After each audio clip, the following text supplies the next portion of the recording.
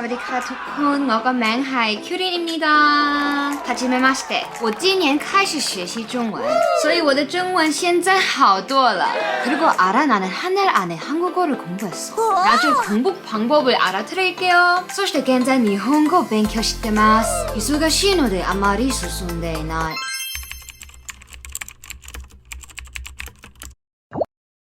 That was quite some introduction. Well, I can speak English. You guys are probably aware already that I can speak multiple languages. Ich kann auch Deutsch sprechen, wie Französisch, sowie auch Schweizerdeutsch. But in today's video, we're going to talk about East Asian languages, which is Chinese, Korean, and Japanese. And I often get a question, which language should I start with? Very good question. Let me tell you the things I wish I would have known before I started any of the languages. And in this video, I will dive into the 3 languages about their benefits, challenges, and what is easy about the language. And at the end, I will quickly give you guys a conclusion and what you should study first. If you want to understand my reasoning, you better watch through the video. What are we waiting for? Let's dive into the video. Let's begin with Chinese. As you guys probably know, China is super diverse and one of the most spoken dialect in China is Mandarin. I grew up in a Cantonese household by the way, and this is why I don't speak Mandarin at all. I was not taught Mandarin, I was only taught Cantonese. Sometimes I still wish my parents taught me Mandarin or put me into a Mandarin school. Well, actually I went into a Mandarin school but I didn't like it, so I dropped out. One of the reasons why you should study Chinese is because it's one of the most spoken language in the world. Over 920 million native speakers alone, and it's expected to increase even more by 2050. It's literally the language of the future. The economic influence of China will also prove vital for the continued use and spread of the Chinese language around the world. Next to English, Chinese is definitely a great business language that you want to acquire, especially considering all of the countries that speaks Chinese. If you want to be a part of it and bridge the 2 cultures from the West and the East, Chinese is the language to go. Chinese language is very prevalent in several Asian countries, not only in East Asia but also Southeast Asia. And if you consider that Southeast Asian economy is also growing so fast, knowing Chinese can be definitely a huge benefit to you and your career. In my opinion, Chinese language is one of the most beautiful language in the world.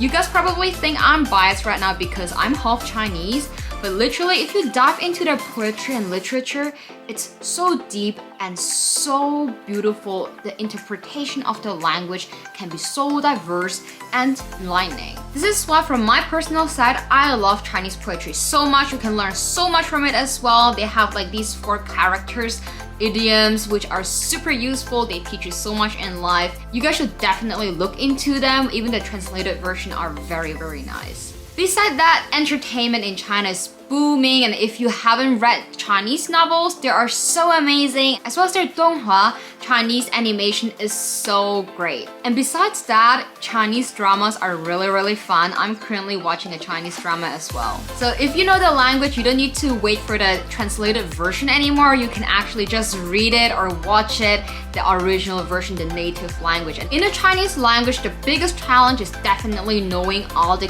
characters. There's no easy way out. You just have to sit down and remember it, use them frequently and read them and look at them and just use them very, very often until you have it in your head.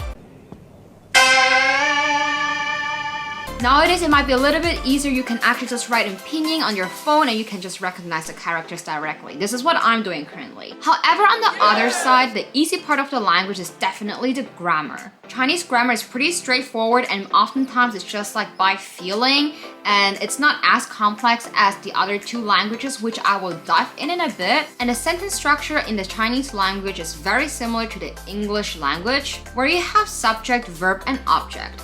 One of the best things about knowing Korean is definitely enjoying the Korean entertainment.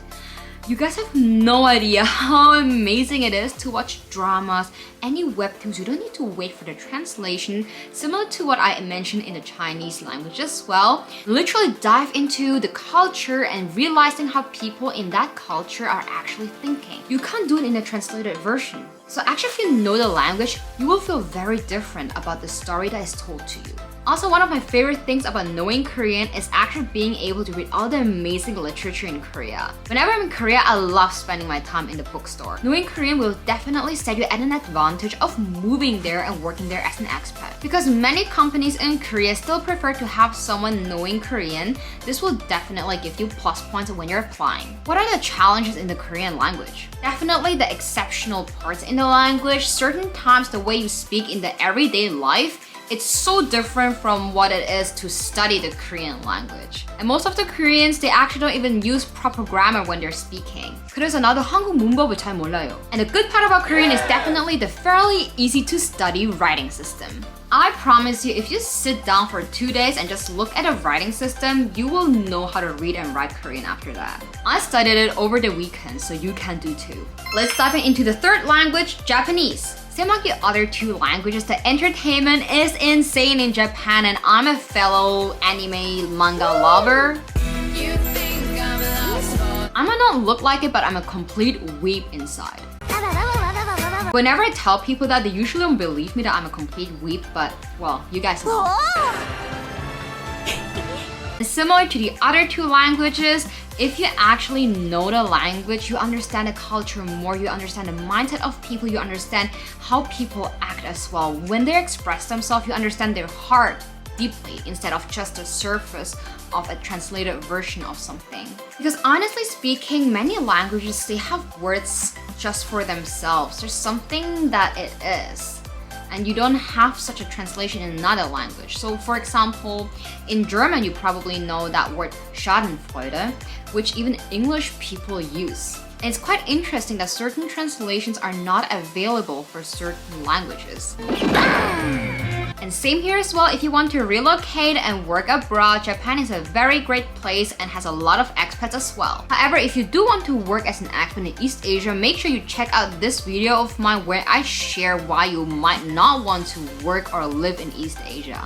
Till today, they still have the top companies in the world. So if you want to work for one of these huge international companies that are from Japan, you're right with Japanese language. What are the challenges in the Japanese language? Me personally, definitely the grammar. Even though I know German and German grammar is like next level hell.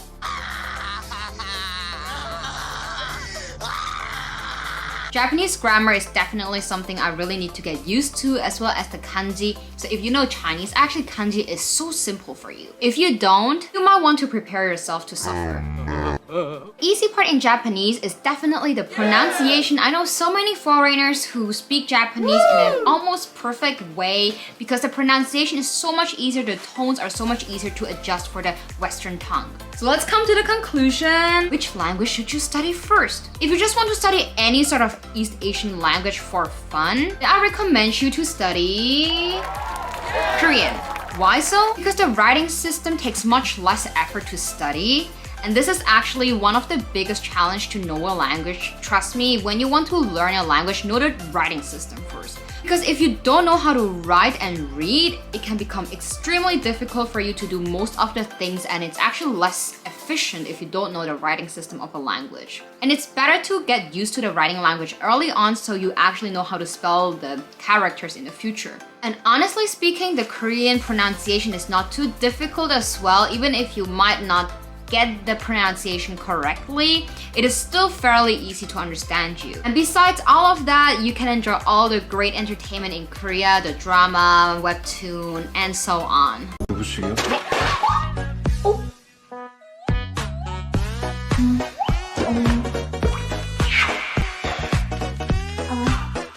잠깐만 돌아계시면 제가 얼른 줄게요. 그냥 복사도 제가 하겠습니다.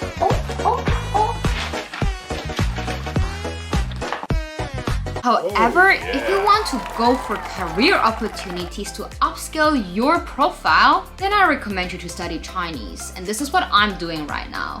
Because if you consider the potential behind the Chinese language, especially in Southeast Asia, where many of the Chinese companies are also located, There's so much potential there. You know that 89 of the global brands are still accessible to 50% of the world population, which is mainly in the West. This is where Southeast Asia becomes so important, and the Chinese language is also prevalent in Southeast Asia, such as Malaysia or Singapore. There's so many great apps in China that you might not have heard about yet, and they're so amazing. And if you know Chinese, you can maybe even bring this potential over to the West and maybe become a millionaire. Money! However, at the end of the day, you gotta choose the language that inspires you the most. So for instance, if you love Japan a lot, it might be the best if you start studying Japanese because your brain will actually remember things much quicker if you're inspired by something. Because our brain loves entertainment. So whatever you're doing, make the learning process fun, and this is how you learn a language fairly quickly. Yeah, baby! I hope this video was helpful, and let me know in the comments which language you're studying and which language you're planning to study. I'm truly curious, and also let me know, how do you actually study the language? Do you have a language partner, or do you study on your own, or are you actually attending a language school? Maybe even abroad. Whatever it might be, let me know down below in the comment box. And if you would love to know how I'm actually studying the languages so quickly, give me a thumbs up and subscribe, turn on a notification to not miss out any further videos, and see you in my next video. I'm trying to upload every week a new video. Finger crossed. Thank you for all your support, and